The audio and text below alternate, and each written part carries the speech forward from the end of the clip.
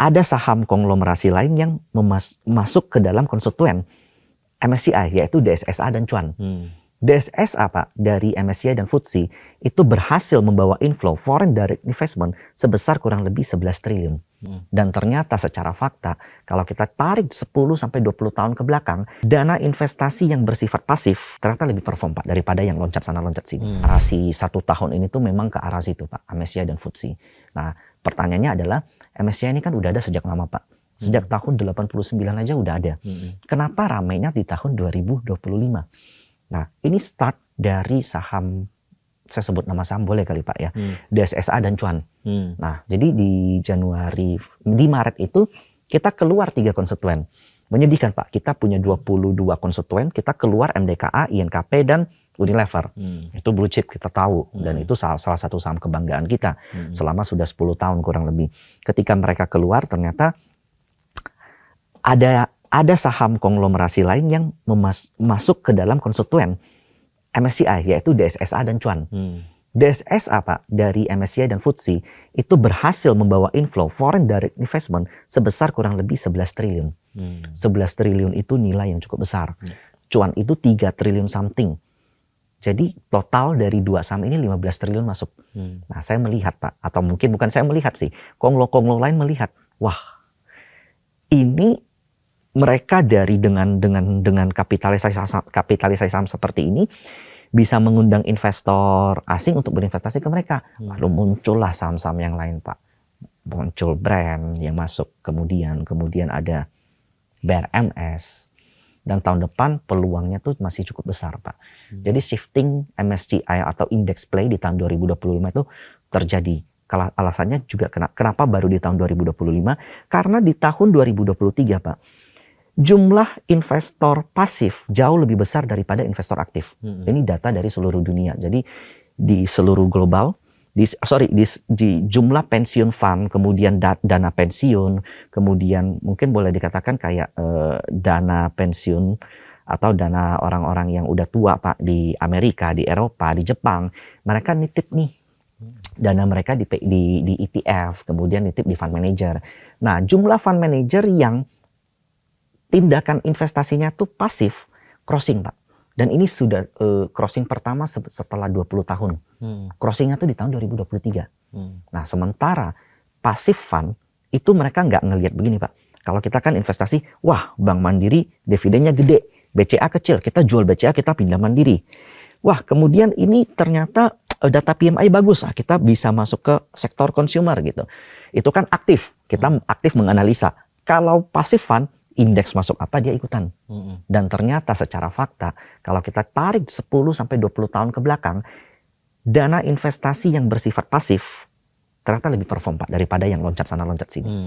Dan ini mengakibatkan kenapa indeks fund atau MSCI FTSE ramainya itu baru 1-2 tahun ke belakang. Nah, itulah yang terjadi di Indonesia di tahun 2025. Iya. Itu yang terjadi di 2025. Sekarang kita ngomongin outlook nih Mas Michael. Gimana kira-kira 2026? Oke. Sebelum kita bicara 2026 nih Pak, ini saya ada data nih Pak. Tahun 88 sampai 93. Itu berarti 5 tahun. Emerging market itu 545% kenaikannya. S&P 500 130%. Jadi itu ada gap yang cukup jauh. Kemudian tahun 94 sampai 98, kebalikannya Pak. Emerging market di taking profit. Jadi dia minus sampai 38%. Pindah ke S&P Pak. S&P 193%. Ini berlanjut sampai dari tahun 2008 sampai tahun 2024. Ini momen yang paling suffering untuk emerging market kita Pak. Malaysia koreksi, Singapura koreksi, Thailand koreksi, China koreksi gila-gilaan. Taiwan juga koreksi. Korea juga lumayan terkoreksi. Kenapa terkoreksi dari tahun 2008 sampai 2024? Jadi 9, 10,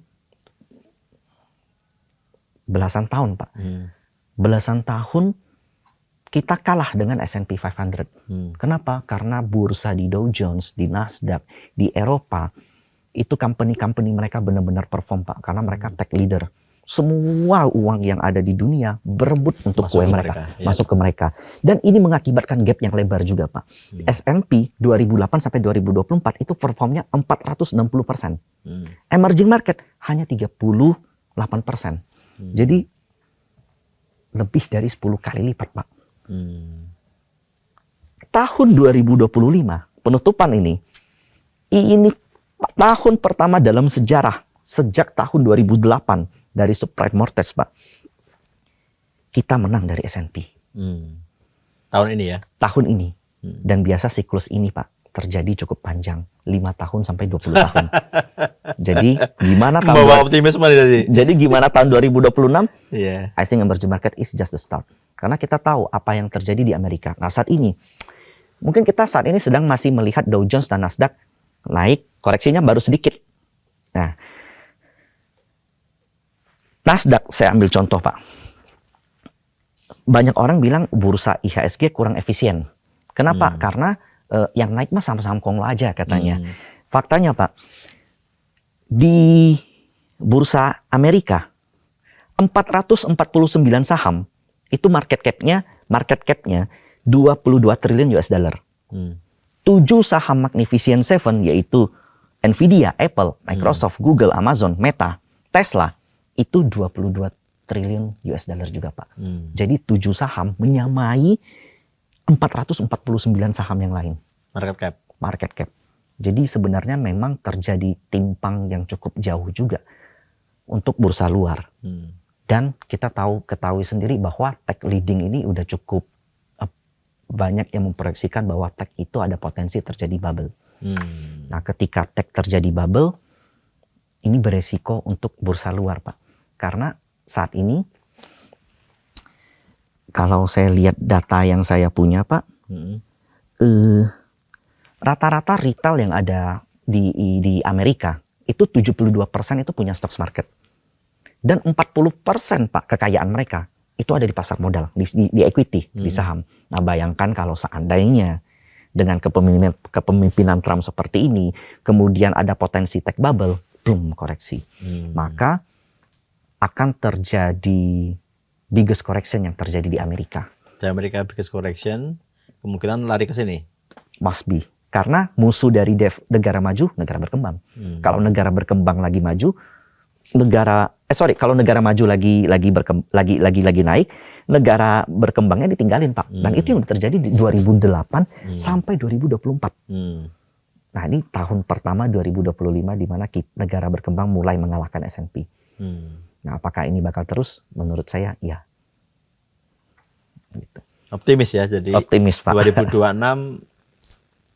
2025 kan naiknya kencang.